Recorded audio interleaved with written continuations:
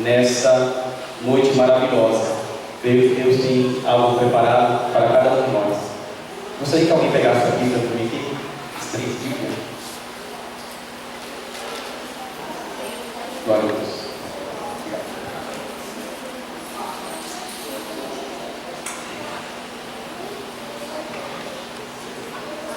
Eu gostaria que os irmãos peguem a sua Bíblia e vamos abrir um texto.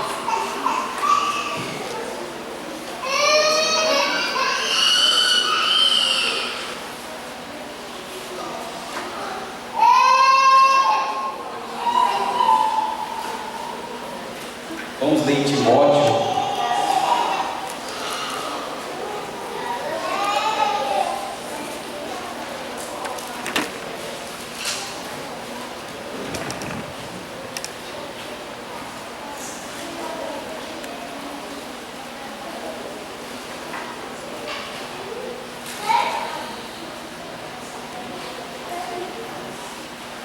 Glória a Deus. Timóteo, capítulo 1.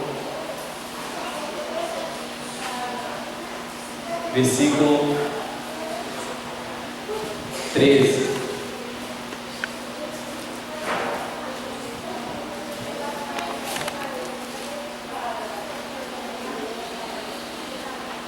Timóteo capítulo 1, versículo 2 Timóteo capítulo 1, versículo 13. Bem,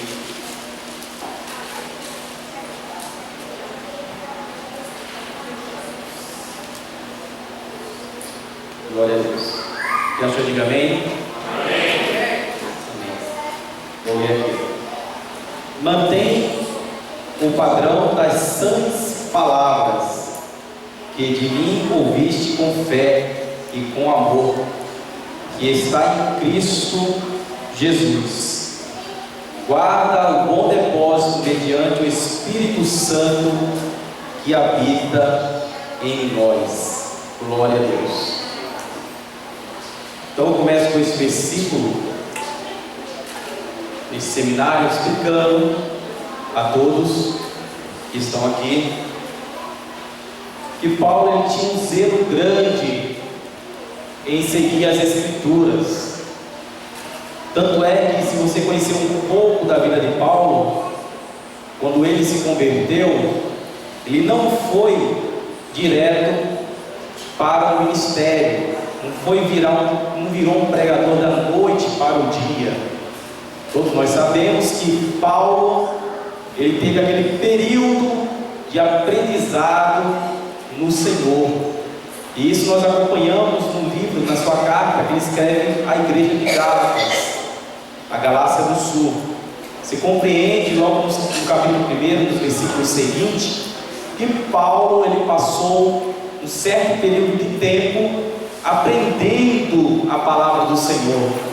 Ele poderia ter saído da onde ele foi salvo, que é o caminho a Damasco, e fundado uma igreja, por exemplo, uma igreja de caminho a Damasco, mas não fez isso. Ele foi com um homem chamado Judas, que morava na rua direita, e lá ele começou a buscar ao Senhor. E a maneira que ele buscava o Senhor era tão evidente que ele ficou 3 dias sem comer e sem beber nada, só falando com Deus. E Ananias, levantado por Deus, desceu a rua chamada direita e ungiu a Paulo, entregou as revelações de Deus a Paulo. E naquele momento Paulo, ele foi tremendamente usado por Deus, mas ele não foi evangelizado.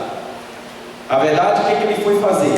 Ele estava falando da mensagem de Cristo, mas ele foi aprender a palavra do Senhor. Então nós vemos na Bíblia, resumindo tudo, que ele ficou 3 anos na Arábia, depois voltou para Jerusalém, queria encontrar a Pedro, não conseguiu encontrar, encontrou a Tiago.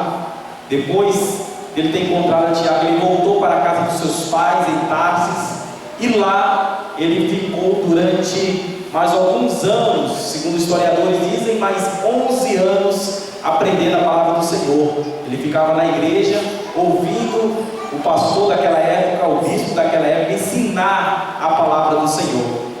Poderia até questionar, dizer: nossa, mas Paulo, ele não era muito muito sábio, talvez ele teria mais sabedoria do que o próprio bispo, o próprio pastor da igreja de Tarsis, mas mesmo assim ele preferiu estar na direção de Deus, aprendendo a palavra do Senhor.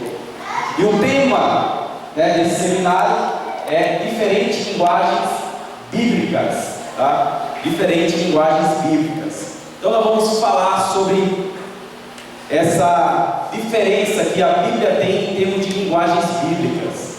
Se você perguntar para mim o porquê que existe, às vezes você até questiona, né? O porquê que existe tanta diferença em linhagens de pensamento dentro da igreja, se é o mesmo Deus, se é o mesmo livro, a Bíblia, se é o mesmo Jesus, o mesmo Salvador, porque tem várias linhagens de interpretação?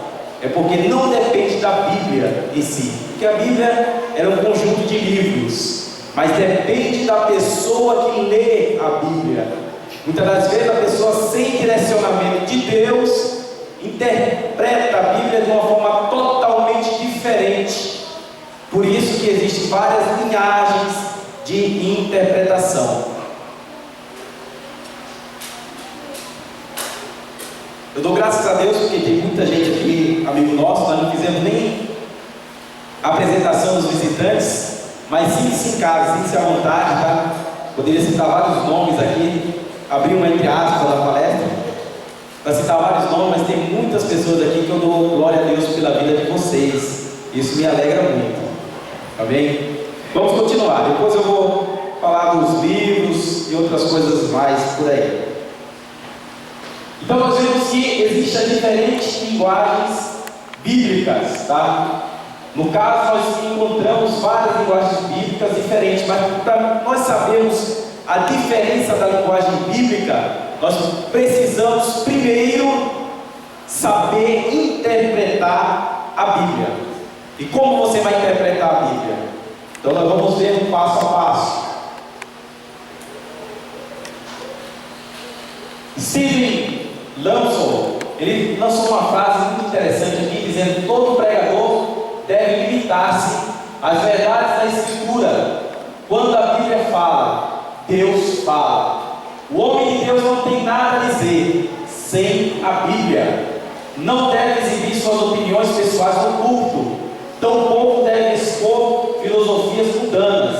O pregador está limitado a uma tarefa: pregar a palavra. Então, quantas das vezes nós olhamos o pregador, ele lê um versículo bíblico, por exemplo, lê João 3,16, porque Deus amou o mundo de tal maneira que deu seu Filho unigênito, para que todo aquele que nele crê não pereça, mas tenha a vida eterna. E em vez de falar do amor de Jesus, ele começa a fechar a Bíblia e fala dele mesmo. Ele não explica o texto que ele leu, ou ele fala de outra coisa. Ele vai ler João 3,16 e fala, por exemplo, de Balaão. Vai falar do profeta Balaão. Mas o que o profeta tem a ver com João 3,16? Então muitos pregadores, eles erram. E não só pregadores, mas irmãos que têm a saudação, a oportunidade de ter saudação na igreja, erram por não estar alicerçado na palavra de Deus, por não estar alicerçado numa explicação bíblica, cristocêntrica. Então eles erram. Por isso que Stephen, ele fala que o pregador ele tem que estar limitado a pregar a palavra do Senhor. Eu acho que você já viu aqueles pregadores que antes de pregar ele agradece a meio mundo, né? Vai quase 15 a 20 minutos de mensagem só agradecendo. Aí quando está 10 para as 9 ele fala: pastor, acho que não vai dar tempo de eu pregar a mensagem inteira. Mas também, né? Ficou explicando, agradecendo a todo mundo que está na igreja. Como que ele vai conseguir terminar a mensagem? Outro homem de Deus aqui, Spurgeon, ele disse: visite muitos livros, mas viva na Bíblia. Nós temos vários livros, e nós sabemos que todos os dias as pessoas fazem livros, lançam livros, mas nós não temos que se apegar totalmente ao livro. Porque nós não sabemos também qual é o intuito daquele livro, a intenção daquele livro. Então nós vemos que a única base de fé que nós temos, nós crentes em Jesus Cristo, é a Bíblia Sagrada. Por isso que nós temos que viver na Bíblia. E se realmente nós vivemos o que a Bíblia fala, acho que muitas das coisas que acontecem hoje no meio da igreja, e não só da igreja pentecostal, mas de outras igrejas, tanto neopentecostais e tradicionais, que acontecem fora da liturgia ou fora da Bíblia, se lêssemos a Bíblia, ela não iria acontecer. Outro aqui, João Calvino. O dever de um teólogo e pastor não é agradar o ouvinte, mas fortalecer a consciência, ensinando o que é verdadeiro, certo e útil. Então, todo pregador, teólogo e pastor, quando ele está ministrando ou ensinando as linguagens bíblicas que ele aprendeu, ele tem que ter uma consciência forte e saber que o que está ensinando é verdadeiro, certo e útil. Esses dias houve uma polêmica no Face, está rolando a semana inteira, né? Tem mais de 170 curtidas, onde eu postei uma frase aconselhando os pregadores para eles gritar menos e ensinar mais a palavra de Deus. Olha que eu não proibi eles gritar, apenas dei um conselho para eles gritar menos e falar mais da palavra de Deus. Por quê? Porque se você quer falar uma palavra de Deus que tenha uma verdade concisa, que seja certo e que seja útil, essa palavra de Deus tem que ser compreendida pelo ouvinte. Como que você vai compreender uma palavra de Deus se eu começar a gritar aqui?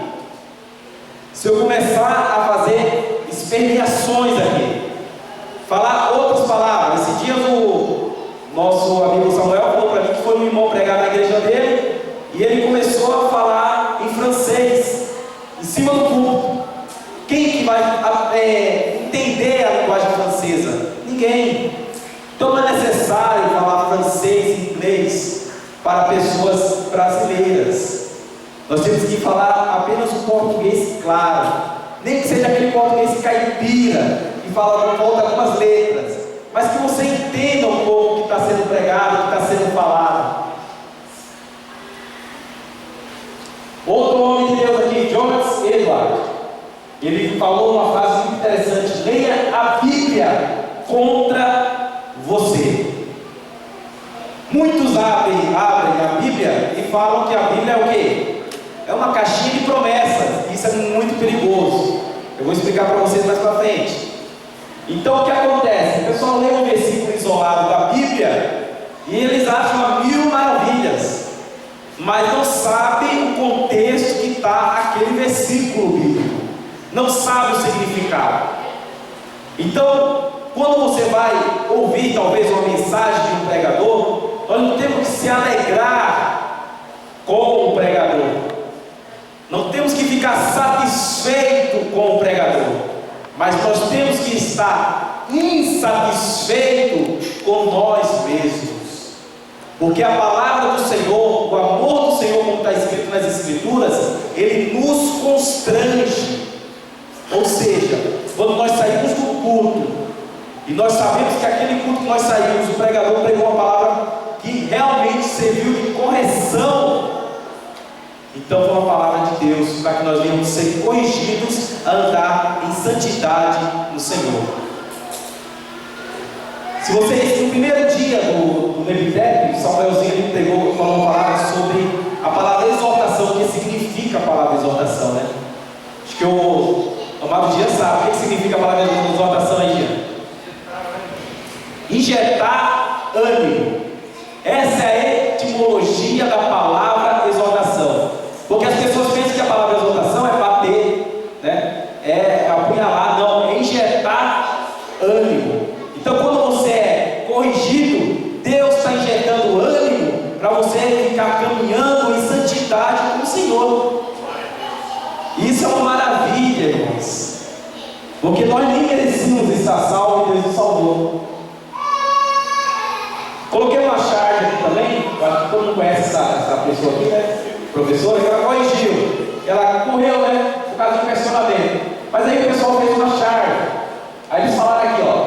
Então, senhora, acredita que em Atos 2 as línguas são lavachúrias, né? Estranhas? Aí ela fala, sim. Inclusive, meu pastor afirmou que decovanais foram faladas em Atos 2. Se você ler Atos 2, você não vai encontrar essa palavra decovanais, né? Aí ela fala, senhora, mas no verso 8 diz que todos ouviam falar a sua própria língua. Aí ela começa a correr porque ela viu que está errado o que ela falou. Aí a mulher diz, senhora, vamos debater, senhora, vamos conversar. Por quê? Porque em Atos Apóstolos capítulo 2, a língua que foi falada lá foi uma língua entendida. É diferente de 1 Coríntios 14, é outra língua totalmente diferente. Mas em Atos 2 foi entendida. Então são textos que tem que acompanhar o contexto para você entender o que está sendo citado na palavra.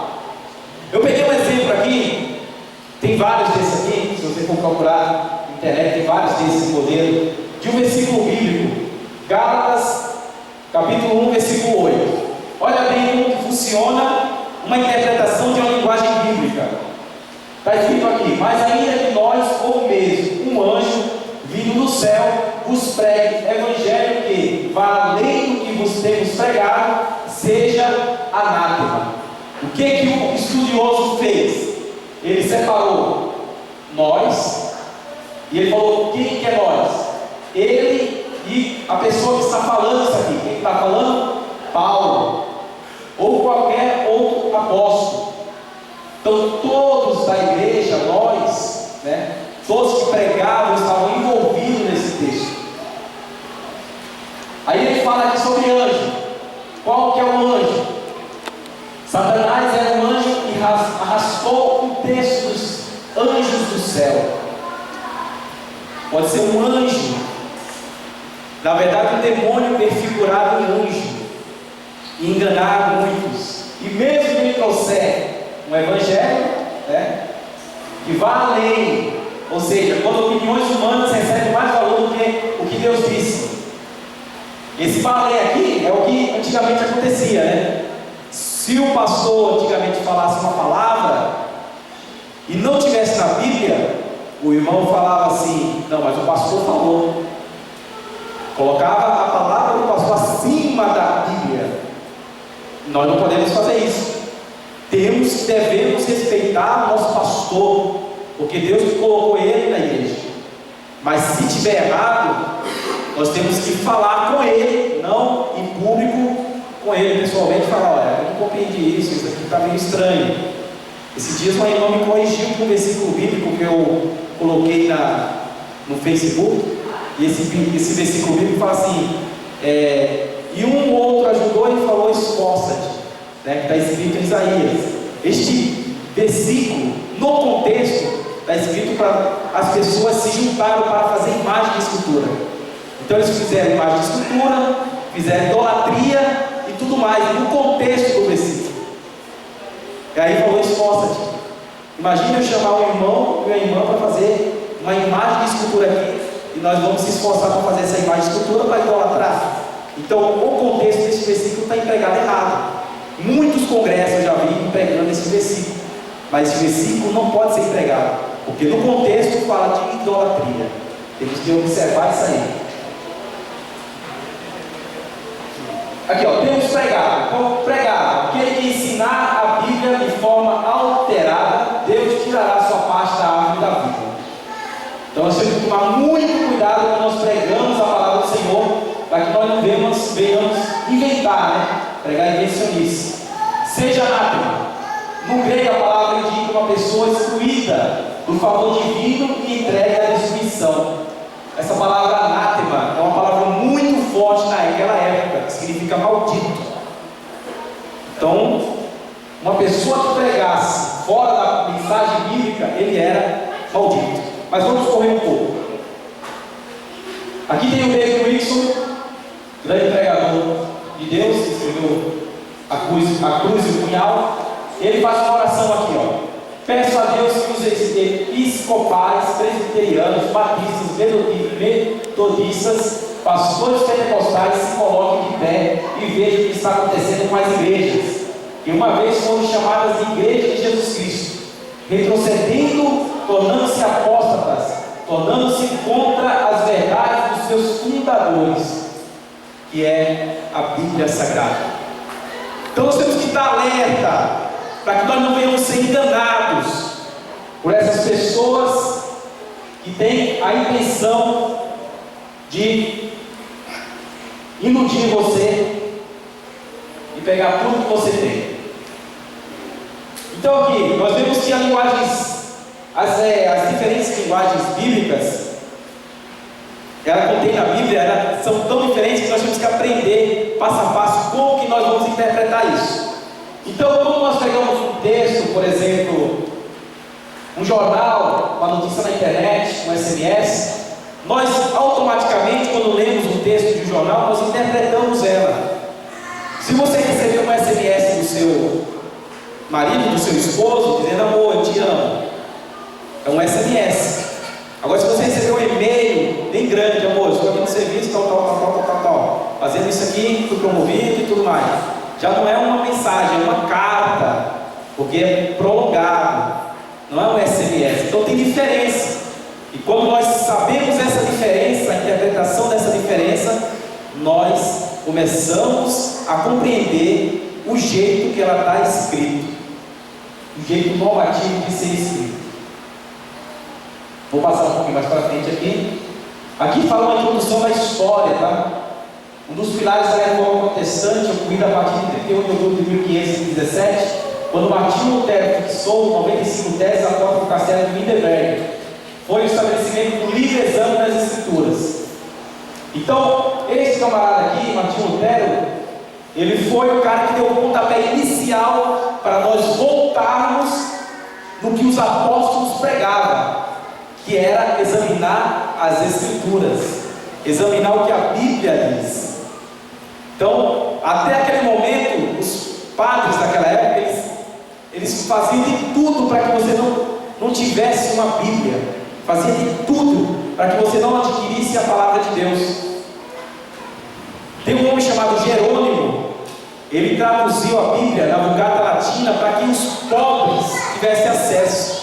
Isso foi em 300 e poucos depois de Cristo. E mesmo assim, os padres daquela época fez de tudo para que as pessoas menos favorecidas não tivessem acesso à palavra do Senhor. Então aqui nós vamos ver um pouco da história. Eu vou tentar passar rápido aqui, porque não vai dar tempo, tá? 1199, o Papa Inocêncio lançou-se contra os leigos que em reuniões secretas chamavam para si o direito de expor os escritos e pregar uns aos outros. Então eles faziam de tudo para que proibisse o acesso à Bíblia.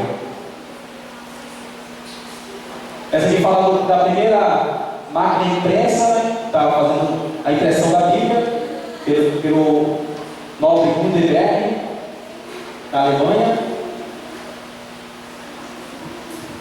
Depois nós vemos Lutero, a preocupação da igreja pelo acesso da Bíblia, que está se expandindo na Europa. Existe um livro chamado Livro Negro da História do Cristianismo. Então, neste livro negro, você conhece várias histórias que envolveu as igrejas daquela época, de proibir o acesso à Bíblia na linguagem popular. Eles ajuntavam a Bíblia em praça pública e faziam fogaréu, queimavam mesmo. Então nós vemos aqui, ó, que estando as preocupações humanas, a própria Bíblia reclama sua leitura. O que dizer a recomendação de Jesus, onde ele diz: examinai as Escrituras, João 5,39, e da ordem paulina para Timóteo, onde diz: persiste em ler, 1 Timóteo 4,13. O próprio Salmos 1, permitindo aos cristãos em Toulouse, registrava: antes tem o seu prazer na lei do Senhor, e na sua lei medita de dia e de noite. Se eu perguntar para você se você pegou a sua Bíblia Sagrada hoje, e eu perguntar assim, levante a mão aquele que pegou a Bíblia Sagrada e leu, no momento que você acordou, eu tenho certeza que poucas pessoas talvez não levantariam a mão, porque não leu no momento que acordou, mas talvez leu durante o dia. Por quê? Porque faz necessário nós vermos a palavra de Deus, mas as pessoas estão esquecendo, estão deixando de lado.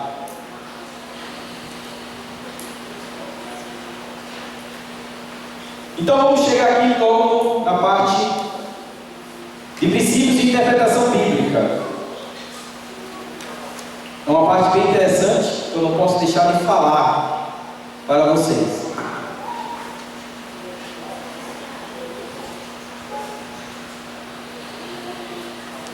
Então nós vemos que o princípio de interpretação bíblica, ela tem um certo distanciamento. Então ela tem um certo distanciamento. Primeiro, nós vemos o distanciamento causado pela natureza humana da Bíblia, que é o distanciamento natural. Esse distanciamento natural, ele é dividido, eu dividi ele aqui em 5 partes. Existe até 7 partes em alguns livros, mas eu dividi em 5 partes para ser mais rápido e conciso na explicação. Então aqui nós temos o primeiro distanciamento. Distanciamento temporal. O que significa isso? A Bíblia, ela foi escrita em um distanciamento temporal muito grande.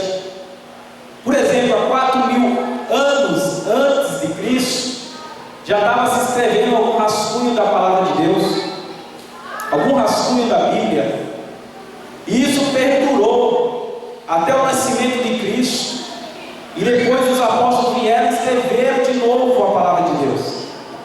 Então são aproximadamente 6.000 anos ou 7.000 anos que a Bíblia foi escrita. Para a Bíblia, para você ter ideia e ter uma noção, para a Bíblia estar nas nossas mãos, ela demorou 6.000 anos para ela ser escrita. Cada parte da Bíblia, 6.000 anos, já pensou nisso? E tem pessoas que não acreditam na veracidade da Bíblia Sagrada, mas existe um tempo, temporal.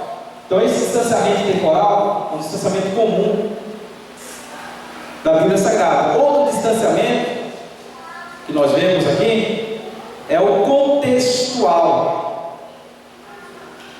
Por que o contextual? Ora, quando foi escrito a Bíblia, foi naquele tempo lá no Oriente Médio, onde tinha uma cultura diferente, onde tinha um vocabulário diferente.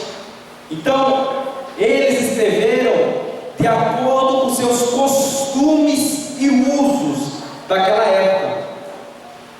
Nós vemos um exemplo aqui, quando Paulo ele fala para as pessoas de Corinto, logo no capítulo 11 do 1 Coríntios, as mulheres usarem véu.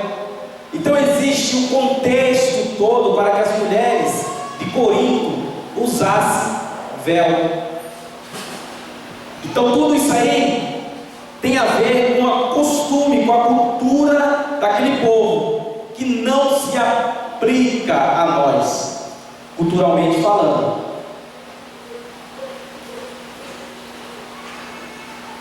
Então nós vemos aqui, distanciamento temporal, quer dizer, a Bíblia foi escrita com um tempo muito grande. Distanciamento contextual, inclui também o cultural, o mesmo, que dependendo do contexto que foi escrito a Bíblia, existe uma cultura dentro dela. Distanciamento linguístico.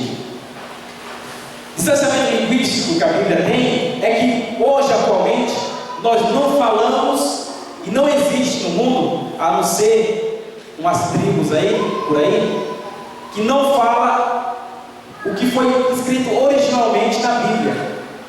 Se vocês aprenderam um pouco da palavra, vocês sabem que a Bíblia ela foi escrita numa linguagem diferente. E que linguagem é essa? 3 tipos de linguagem. A Bíblia foi escrita em hebraico, a Bíblia foi escrita em aramaico e a Bíblia foi escrita escrita em grego. Só que o hebraico que foi escrito a Bíblia não existe mais. É um hebraico morto. Hoje, o hebraico que se fala lá se chama hebraico íris. É o que se fala atualmente lá no povo hebreu. O aramaico, dizem alguns relatos que uma tribo lá no Kurdistão fala o aramaico. Dizem relatos por aí. E o grego que foi escrito a Bíblia, por exemplo, até a Septuaginta, foi escrito no grego koiné. E hoje não se fala grego koiné. Hoje, o grego que se fala é demotike. Então, para você ver que a linguagem original da Bíblia, na verdade, ela já foi morta, já passou todo aquele tempo da linguagem escriturística.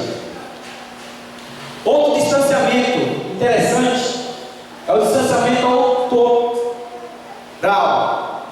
Então, esse distanciamento autoral é o distanciamento que você tem com o autor que escreveu o livro. Por exemplo, o pastor Agostinho vai ligar para mim e ele diz: ó, você vai pregar hoje 6 horas você vai pregar. Vou dar para você, o microfone é 6 horas. Beleza, chegou o telefone. Mas será que eu sei que 6 horas é essa? Será que é 6 horas da manhã?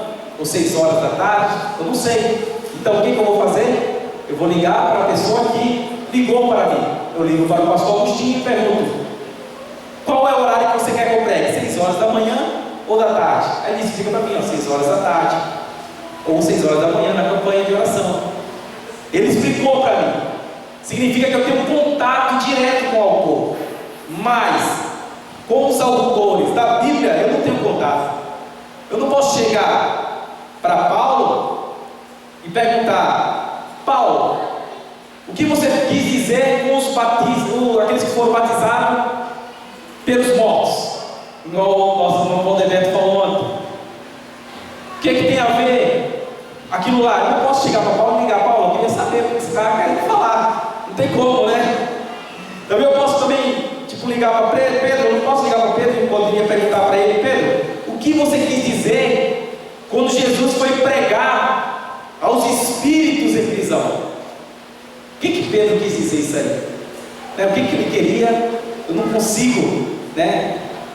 Não tem como, né? Tem um que fala assim: vai lá no centro espírita lá e faz o exorcismo dele lá, ou faz alguma coisa, chama a entidade. Aí você conversa com Paulo e com Pedro, né? É o desespero da pessoa para descobrir a Bíblia, né? Do jeito que ela é. Então existe esse distanciamento autoral. Existe também o distanciamento causado pela natureza divina da Bíblia, né? Que é o distanciamento natural, que na verdade significa que nós, como seres totalmente criados por Deus, não temos acesso em carne e osso aí na sala do trono de Deus nesse momento, porque nós somos em carne e osso. E Deus, a Bíblia fala que Ele é bom, que Ele é eterno, que Ele é grande, que Ele é o Senhor dos senhores, Ele é o Rei dos reis, Ele é o maioral. Então Deus é um Espírito, e Ele está num lugar inacessível neste momento, e nós estamos na terra. Então esse distanciamento entre eu e Ele é natural. Então existe esse distanciamento. Tudo isso aqui é uma complicação que você encontra para entrar e interpretar a Bíblia e descobrir as diferentes linguagens bíblicas. Outro distanciamento é o pecaminoso. Então nós encontramos na Bíblia, né, que o pecado afasta Deus do homem. A Bíblia fala que a mão do Senhor não está encolhida para que não possa salvar. Ela está estendida para salvar cada um de nós. Mas o nosso pecado faz divisão entre Deus e o homem. Então, se um ateu pegar a Bíblia e ler, ele vai ler diferente de você que está convertido, de você que conhece Jesus Cristo, de você que conhece o Espírito Santo. O ateu pode ler de Gênesis a Apocalipse, e não derramar uma lágrima. Você começa a ler, logo os primeiros versículos de Gênesis, você começa a sentir o Espírito Santo de Deus movendo a sua vida, porque você vê o operar de Deus naquele momento. Qual é a solução para diminuir esse distanciamento, para nós conseguirmos interpretar a Bíblia? Aqui, a solução é o que Calvino falou, uma frase bem interessante: orare et labutare, uma palavra latina.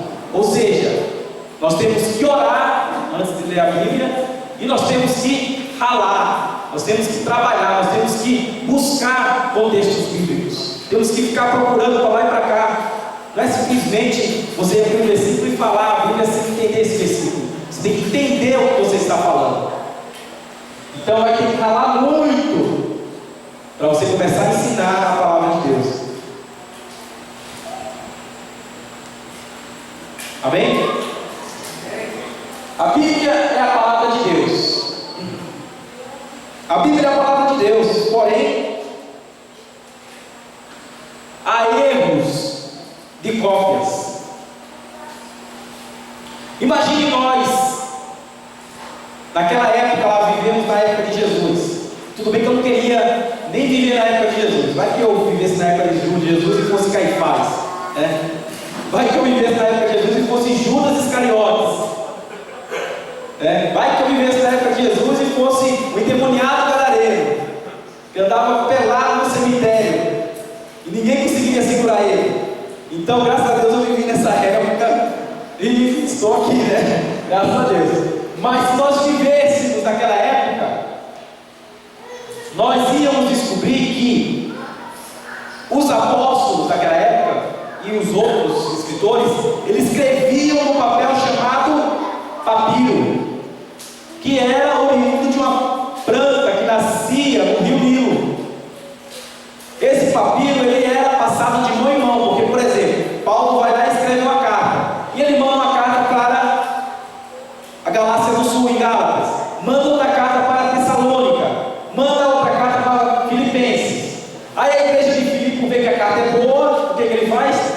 Essa carta é boa, vamos mandar para a igreja de Laodiceia. Aí manda para a igreja de Laodiceia. Aí a Laodiceia vê que é boa, manda para a carta para Gálatas novamente. E o que acontece? Como o papiro é muito frágil, vai se decompondo, Qualquer papel que você pega até os de hoje vai se decompondo com o tempo. Então o que existiu? Existiu um homem chamado Manauense que escreviam as cartas para Paulo. Tanto é que Paulo, 13 cartas que está na Bíblia, Paulo apenas escreveu 2 cartas com seu próprio punho. Um era Gálatas e o outro era Filemon. Os outros foi escrito por Manauara, ou Manauense, como se dizia, por causa dessas particularidades. Então nós vemos que, lógico que quando copia um lado, copia, vai existir erros, Então houve erros de cópia em cópia, mas isso não tira a autoridade da palavra de Deus, porque a palavra de Deus, ela é verdadeira. Então nós vemos que as pessoas pegam até muito no pé, não, porque tem cópias, você tem um grupo chamado Quebrando da Boa, alguns irmãos aqui participam, e sabe que tem uns tribulados lá que não crê na Bíblia Sagrada, porque fala que teve muita cópia, e os padres que colocaram todos os textos bíblicos lá, acrescentaram para fazer a sua liturgia, e hoje teve até um facão lá no grupo, lá, tirando todos os ateus do grupo, que não estavam para aguentar aqueles ateus. Mas eles se baseiam nesse erro de cópia, mas não existe. Se você for ver, a literatura bíblica, ela é a que tem mais cópias no mundo. Para você ter ideia, só o Novo Testamento, ele tem 25 mil cópias. O único que chega perto das 25 mil cópias do Novo Testamento é a obra de Homero. Se não me engano é Lídia o nome. que tem quase 25 mil cópias. Mas as obras de Aristóteles, as obras de Platão, todas essas obras não têm tanta cópia como tem na Bíblia Sagrada. Se você ver o Velho Testamento, os 39 livros do Velho Testamento, eles têm trilhões de cópias. Não tem só 25 mil cópias, tem trilhões de cópias. Tanto é que nós vemos os arqueólogos todos os dias, ou praticamente quase todos os anos, descobrindo fragmentos da Bíblia escritos em papiro desde aquela época. E se você comparar um papiro com outro, uma cópia com outra, você vai ver que não tem tanta diferença assim. De 100%, 98% está idêntica. Só 2% tem um errinho, outro errinho. Mas 98% está idêntico. E nem esses 2% não prejudica a eficácia da palavra de Deus, que é a salvação em Jesus Cristo. Então nós vemos aqui que tem o erro de cópia. Outra coisa interessante são os autores bíblicos. Aqui nós vemos que os autores bíblicos não são oniscientes acerca de toda a ciência e conhecimento do nosso mundo. Se você ler Eclesiastes capítulo 1, versículo 5, você vai ver que está escrito lá sobre o sol e sobre o sol se pôr e sobre o sol se levantar, né? Eclesiastes 1:5. Eu não vou pedir para vocês lerem, mas podem abrir a Bíblia que vocês vão consultar e vão ver. Então ele fala que o sol se põe e o sol se levanta. Se existisse ciência naquela época, né, que ciência faz só 300 anos atrás, eles descobririam que não é o sol que se move, é a terra que se move. Mas como a Bíblia foi escrita pela ótica humana, então ele está vendo que o sol está nascendo e o sol está se pondo. Isso é uma ótica humana, né? E sabemos que cientificamente falando não é verdadeira. Então eles não eram oniscientes, né? Eles não sabiam todas as coisas. Outra coisa interessante, a parte difícil de entender. 2 Pedro capítulo 3, versículo 16, está escrito que Pedro falando, sabe Paulo? Vocês conhecem Paulo? Existem trechos das suas cartas que são difíceis de compreender. Pedro estava reconhecendo que Paulo escrevia coisas difíceis de compreender, tão difíceis que Pedro ficava até paranoico. Até hoje o pessoal discute, principalmente a carta de Paulo aos Romanos, capítulo 8 e 9 de Romanos, é o que tem mais discussão no meio evangélico, porque Paulo escrevia coisas difíceis. Então, na Bíblia há partes difíceis mesmo, concordo com vocês. As traduções da Bíblia não são inerrantes. A Bíblia original, quando ela foi escrita pelos autores, ela é inerrante, mas a tradução dela por português, ela não é inerrante. Por isso que eu aconselho a todos comprarem uma Bíblia em grego e outra em hebraico, para que você tenha o original do hebraico e do grego na sua casa para você pesquisar, e um dicionário também, grego e hebraico. Para exemplificar, eu trouxe 3 Bíblias aqui diferentes. Essa aqui é a Bíblia de tradução NVI, né, arqueológica, tradução NVI. Existe a outra Bíblia que eu trouxe aqui, que é a versão corrigida, que é a palavra-chave, que tem um dicionário grego dentro dela, tá? Que é o Strong. E tem a versão atualizada aqui da Bíblia, que é a versão MacArthur, que é a versão atualizada da Bíblia. Então existem 3 tipos de linguagem diferentes só aqui na minha mesa. Se eu ler um versículo e outro, ela vai diferenciar um do outro. E tem outras traduções aí que dá até medo. Por exemplo, a mensagem. Não sei se vocês conhecem a Bíblia, a mensagem. Alguém já teve a Bíblia, a mensagem? Em Salmos, no capítulo, logo no verso 1 de Salmos, e no versículo 1 e 2 e 3, ele vai falar assim: em vez de se falar bem-aventurado, ele vai falar: felizes são aqueles que não entram no barco do pecado.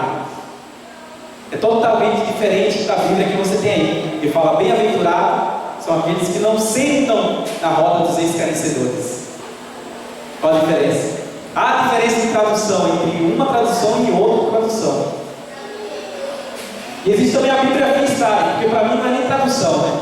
A freestyle é o quê? O cara, ali o Paulo Ramos, ele pega a Bíblia do português mesmo e traduz com uma linguagem mais paupérrima.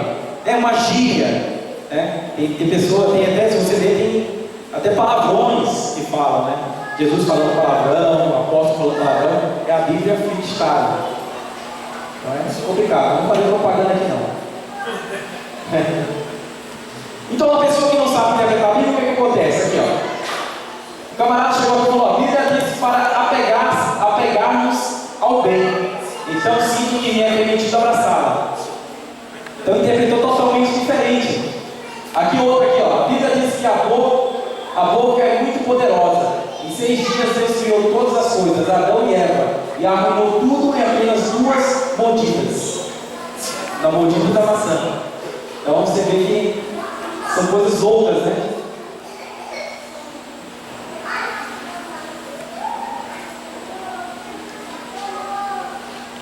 Erros na utilização do texto bíblico. Então as pessoas usam o texto bíblico para várias coisas. Alguns usam para justificar a escravidão e a abolição da escravatura. Tá? Ele justifica a escravidão e depois justifica a abolição. Vai entender? Né? Ele justifica para provar que os judeus deveriam ser perseguidos.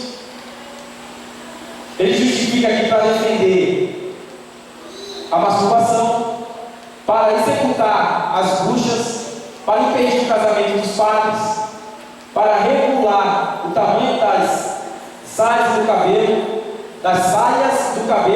das mulheres cristãs. Para você ver, eles usam para tudo isso aí. Tudo eles tiram na Bíblia com uma interpretação errada.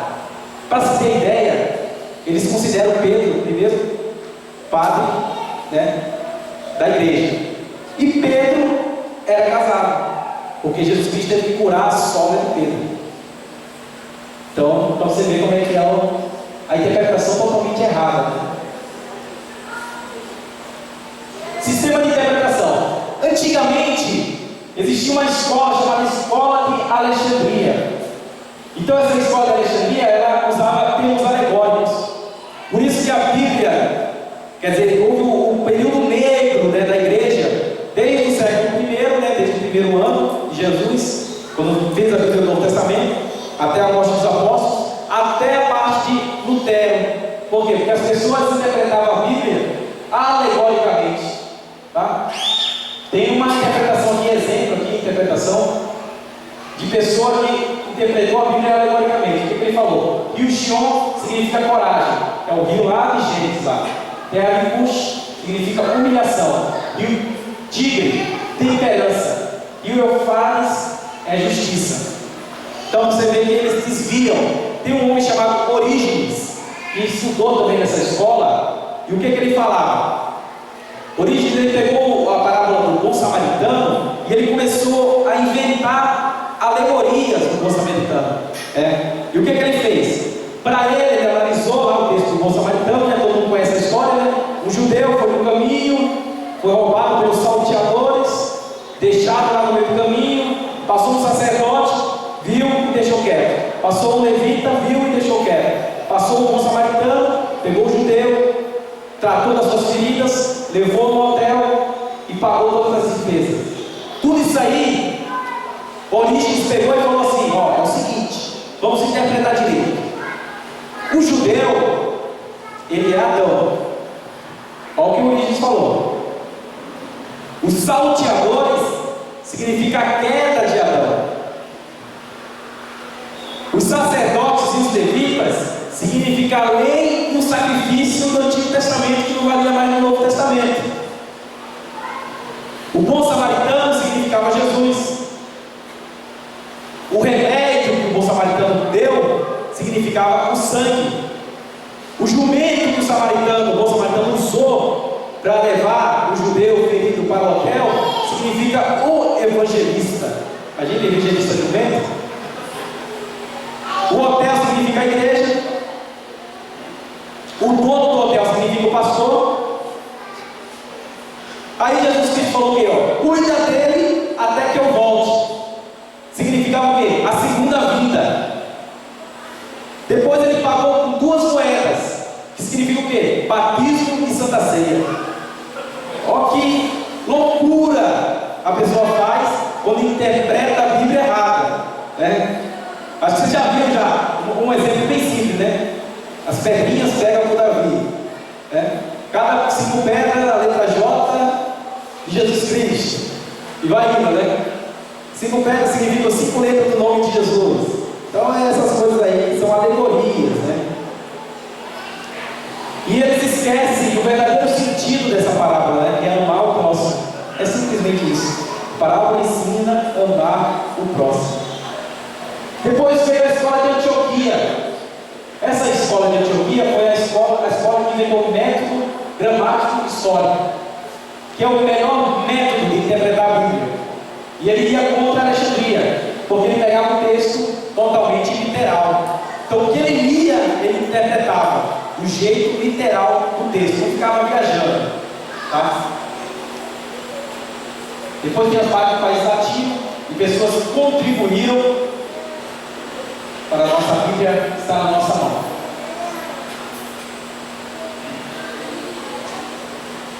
Aqui tem uma interpretação de uma pessoa que está lendo a Bíblia, só que ela lê a Bíblia, mas lê na direção de Deus. Então, quando ela está lendo a Bíblia, ela está pensando nos amigos, ela está pensando no trabalho, ou ela está pensando em fazer outra coisa, orar. Ela não lê a Bíblia pensando no texto que ela está lendo. Então, isso é um erro. Nós não podemos fazer isso, é um erro. Outra interpretação, que é a interpretação correta, é essa aqui, ó.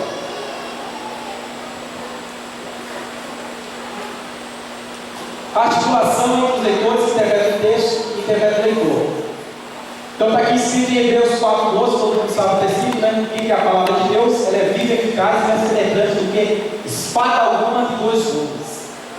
Então, essa interpretação aqui é a correta. Você lê a Bíblia, sintoniza a sua mente com o Espírito Santo, pedindo auxílio, ajuda, e a sua mente está livre de todo o pecado que você estiver imaginando. Você não vai imaginar, você vai imaginar o texto que está escrito. Obra do Espírito Santo. Na obra do Espírito Santo, para as diferentes linguagens bíblicas, nós temos a revelação, a inspiração e a iluminação. Eu peguei um exemplo aqui para explicar para vocês de Isaías. Por exemplo, se você for ver Isaías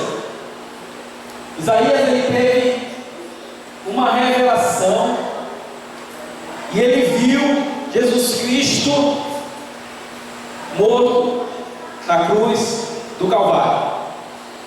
Ele viu Jesus Cristo morto na cruz do Calvário. Ele teve uma revelação. Moisés, por exemplo, quando ele queria entrar na terra prometida, mas o que Deus fez? Levou ele no monte e ele viu a terra prometida lá de cima, que ele não podia entrar. Ele viu. Foi uma revelação. Depois da revelação, o que Isaías fez? Ele se sentiu inspirado por Deus. Então ele começou a escrever a Bíblia. Por isso que nós encontramos em Isaías no capítulo 53 um texto muito lindo que fala sobre Jesus Cristo, onde ele fala que era um homem desprezado, rejeitado por muitos, homens de dores, experimentado no trabalho. Então ele estava sentindo uma inspiração para escrever aquela revelação que ele teve. E depois da revelação e da inspiração, nós vemos a iluminação. Ou seja, a iluminação se aplica a nós. Nós não vamos ter uma revelação para escrever outro testamento. Então não vamos ter uma revelação para escrever a Bíblia de novo, outra Bíblia. Não. Nós não vamos ter inspiração para escrever outra Bíblia. Não, nós não vamos ter isso aí. Mas nós vamos ter iluminação. Então toda vez que você lê a Bíblia, o Espírito Santo te ilumina para você entender o que você está lendo.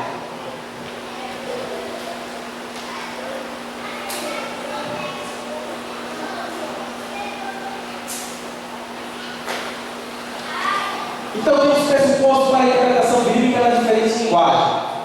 Primeiro, Deus existe.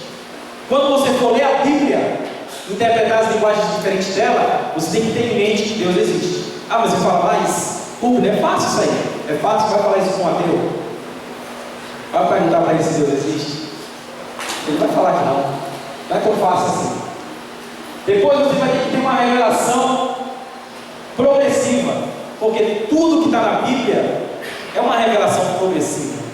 Se você for lá em Gênesis, você vai encontrar que Deus falando para a mulher, para Eva, que de ti nascerá uma semente que pisará ou esmagará a cabeça da serpente. Aí chega para Moisés e fala assim: olha, Moisés, de ti vai vir outras nações, outros povos, você vai inventar uma lei, mas olha, vai vir um libertador da semente de Israel. Depois ele encontra com Davi, eu resumindo tudo isso aqui, e ele fala: Davi, da sua genealogia, da genealogia de Judá, vai vir o Filho prometido, o Salvador. Então tudo isso aí era progressivo. Você encontra Jesus Cristo em Gênesis, Êxodo, Levítico, Números, Deuteronômio, Josué, Juízes, Ruth, e vai indo. É progressivo. Jesus Cristo é revelado de Gênesis a Apocalipse. Então por isso que quando o pregador está ministrando a palavra, ele tem que sempre levar a Jesus Cristo. Nem que for no Velho Testamento, sempre a Jesus Cristo. Depois de inspiração e autoridade, já falei, história da redenção. Cristo é o centro das Escrituras. Então toda vez que nós temos que ler, ele é o centro das Escrituras. E o cânon completo e fechado. Então existem 66 livros. Aí você fala para mim: mas o cara pesquisou lá e falou assim que tem um livro chamado Judas, que foi descoberto lá no Egito. Por que não está na Bíblia? Porque Deus não quis. Porque se Deus quisesse, já estava na Bíblia embutido, mas Deus não quis. Ele quis selar os 66 livros apenas. Não vai dar tempo de explicar. Avaliando as traduções. Eu já falei bastante sobre traduções aqui, né? Sobre as Bíblias que tem diferente, tá? Vou pular essa aqui. Sugestão que eu dou é ter várias linguagens na sua casa, para você pesquisar quando for o versículo. Gênero literário. Na parte do gênero literário,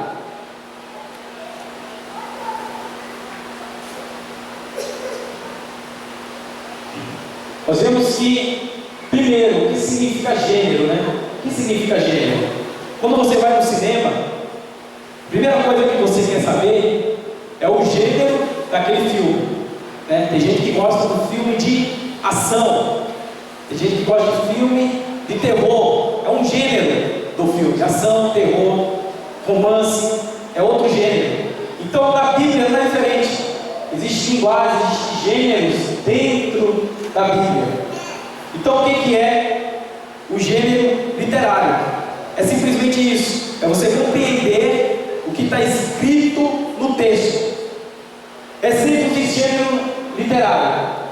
Por exemplo, se você ler a parábola do bom samaritano que já foi falado, você vai saber que é parábola. Se você ler o livro de Jonas, você vai entender que aquele livro de Jonas não é uma fábula, né, dos três porquinhos, do Saci Pererê, não é essas fábulas por aí. Você sabe que Jonas foi real, ele foi engolido como um peixe. Então nós vemos que ali é uma história real, tá? Então existem gêneros literários, e se fosse falar bastante sobre gêneros literários, nós ia levar bastante tempo.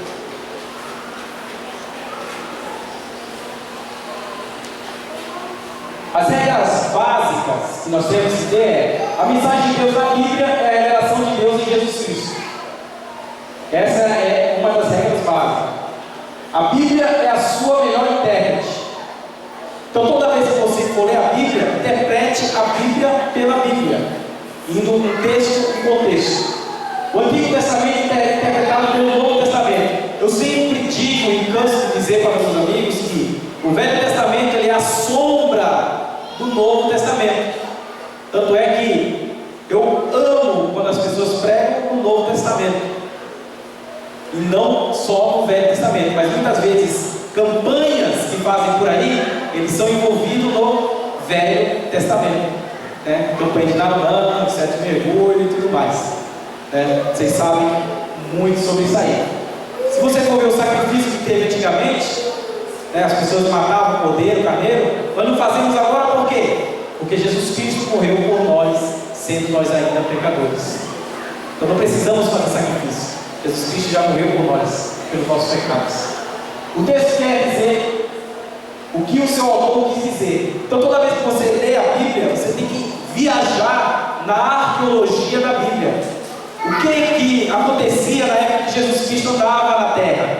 Quem que governava? Os romanos. Qual era a língua que predominava naquela época? O grego. Qual era a cultura? Então tudo isso aí você tem que saber antes de você ler aquele texto bíblico. Se você ler Daniel, você vai ver que é totalmente diferente. Era totalmente diferente porque Nabucodonosor dominava aquela época. E o ritual da Babilônia, que era a cultura oficial daquela época, na época que Nabucodonosor e Daniel viveu. Então ele escreveu um livro Apocalipse totalmente diferente, que naquela época poderia ser fácil, muito fácil, ler sobre tigre, sobre leão, sobre monstros.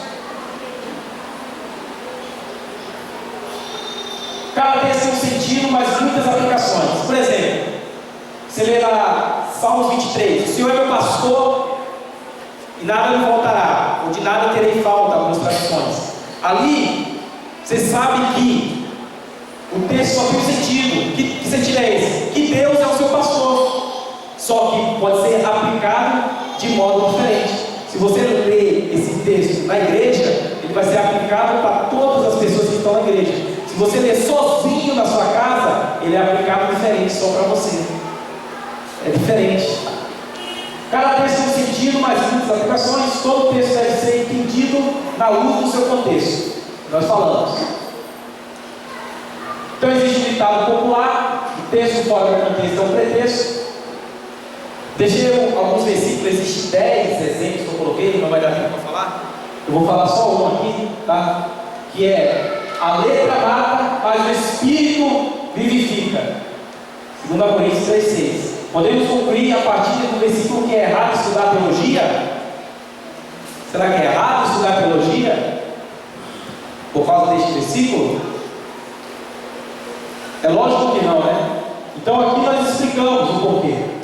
Lendo o contexto, entendemos que Paulo está falando da letra da lei, a qual não trazia vida para quem seguia, apenas servia de apoio para conduzir a revelação proporcionada por Cristo. Então não é a letra em si da Bíblia Sagrada, mas é a letra em si da lei daquela época. Era a lei que estava matando eles, não a Bíblia Sagrada. Então nós temos que saber interpretar. E as pessoas já ouviram pessoas usando esse texto e falam assim: eu não vou fazer teologia para quê? Se a letra mata, eu não quero fazer. E nós sabemos que o curso de teologia, ele é basicamente alicerçado em 10 doutrinas, né? Que é válido falar, né? Ele é alicerçado na teologia, que é do Teo, estudo sobre Deus; Cristologia, é o estudo sobre Cristo, né? Paracletologia, que é o estudo sobre o Espírito Santo, que antigamente chamava pneumatologia, né? Pneuma. Angelologia, que é o estudo dos anjos.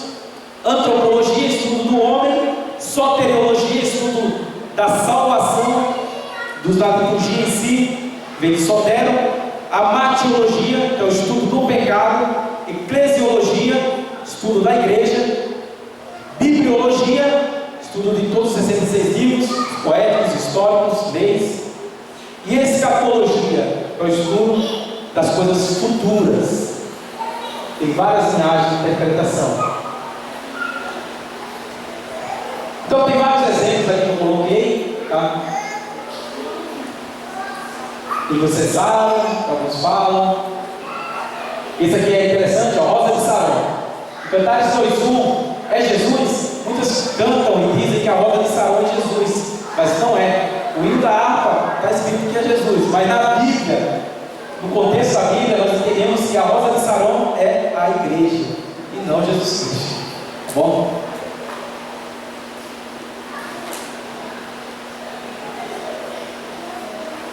Então tem bastante casos aqui de contexto, que não vai falar. Igual, o dinheiro é a raiz de todos os males. Muitos leitores esquecem que a palavra amor, que existe no texto, é o amor ao dinheiro que traz problemas. Não é o dinheiro que traz problemas, o dinheiro traz solução. Se quiser, você pode me dar R$1.000, R$2.000, eu não ligo. Você pode me dar, eu recebo todo prazer. Mas o amor ao dinheiro que é o problema. É o amor ao dinheiro, não o dinheiro em si. Teria bastante coisa para falar. Tem algumas coisas aqui que é versículos, e as pessoas falam que é versículo bíblico, né? A assinatura de Deus, ninguém apaga. Mas não é versículo. Deus ajuda a quem cedo madruga, não é versículo. Faz por ti que eu te ajudarei. O caído homem levantai de Deus. Eu faço para Deus, ele dará dores para você. A voz do povo é a voz de Deus. Esses são exemplos que não são versículos bíblicos. Deus cegou o entendimento dos ingressos com D maiúsculo. Não, é Deus com D minúsculo que cegou. Jesus é o médico dos médicos, é o médico dos médicos. Mente vazia é o sino do diabo. Não cai uma folha da árvore sem permissão de Deus. Se você ler em Mateus, na verdade, não cai um passarinho da árvore sem a permissão de Deus. Dá uma folha. No Talmud está escrito folha, se você for ler lá, que é o pessoal muçulmano. Quem não vem pelo amor, vem pela dor. Quem tem promessa de Deus não morre. Isso aqui é uma grande heresia, né? Quem tem promessa de Deus não morre. Grande heresia. Então tem bastante coisa aqui para nós explicarmos. Não vai dar tempo.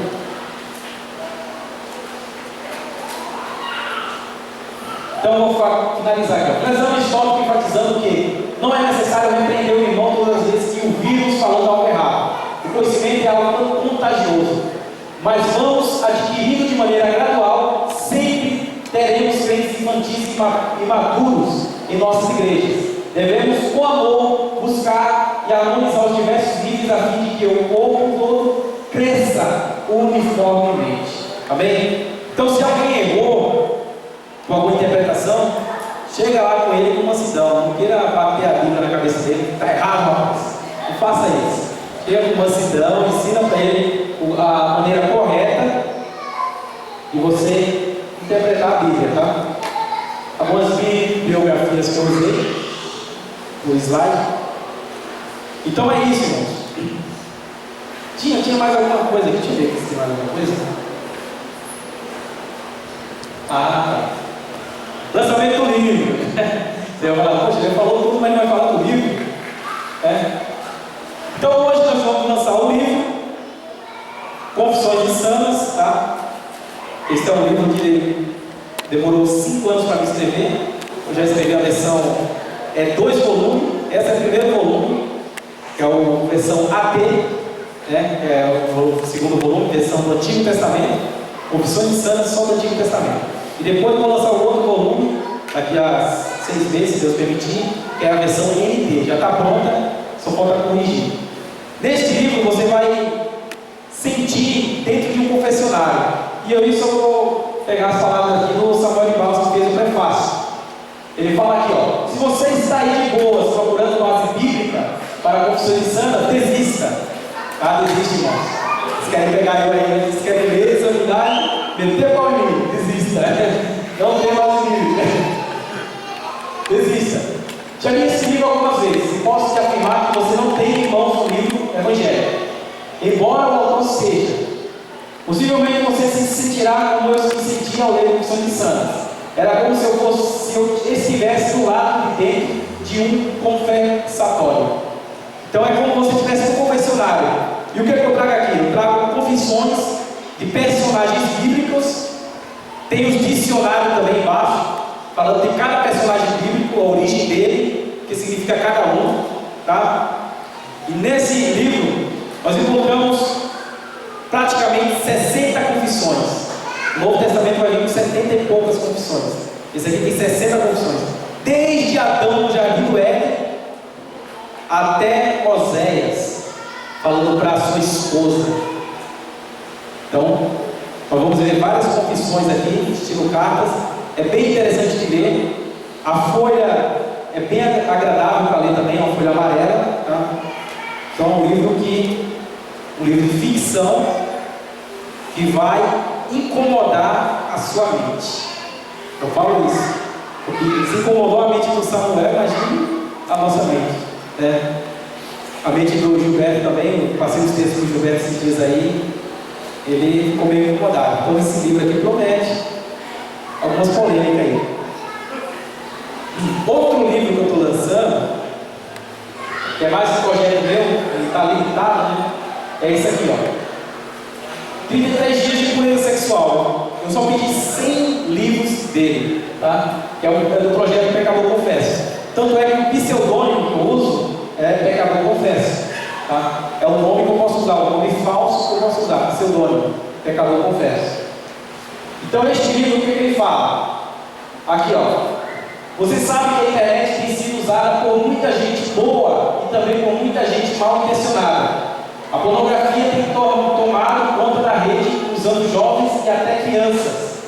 E o que ninguém sabe, algumas pessoas que vão à igreja também têm sido afetadas por este mal.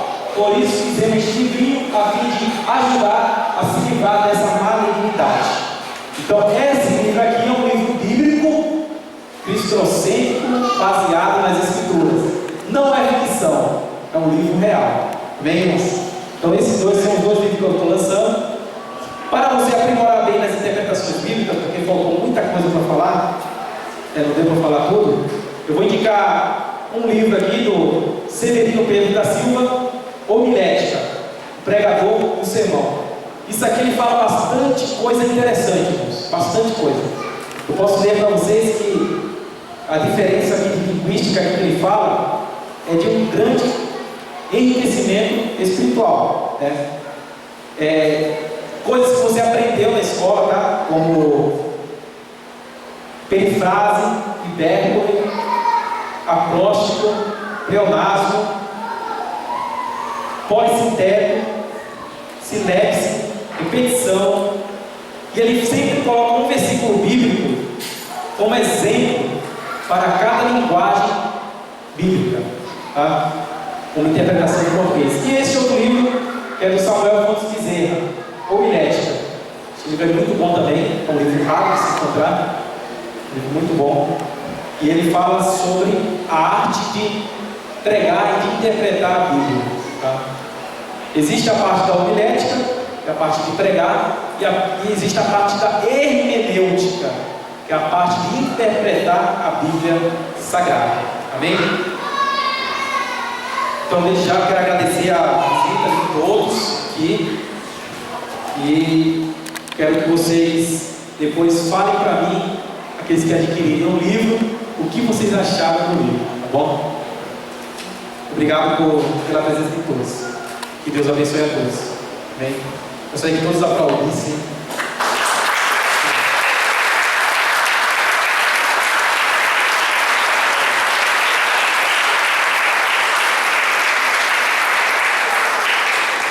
Vou passar para o pastor fazer o encerramento. Eu vou estar sentado aqui, minha esposa vai estar ajudando, vai ajudar os ampólogos, essas outras coisas aí, que é a parte que nós fazemos aqui, bem? Obrigado por você estar presente, obrigado mesmo, de todo o coração. Significa que nós temos amigos de verdade. Sei que alguns que quiseram vir, puderam vir. Desculpe pelo tempo, tá? Hoje foi uma correria, uma correria danada, tive que ir na gráfica, liguei, se entendeu? Eu liguei na gráfica às 6 horas, o rapaz da gráfica falou, não está pronto ainda. 6 horas da tarde não estava pronto. Então foi complicado. Saí de lá às 6, 7 horas, então foi difícil. Mas graças a Deus está aqui. Só saiu 300 só, depois vai sair o resto. Para que meus irmãos fiquem apreciando isso. Amém? Deus abençoe.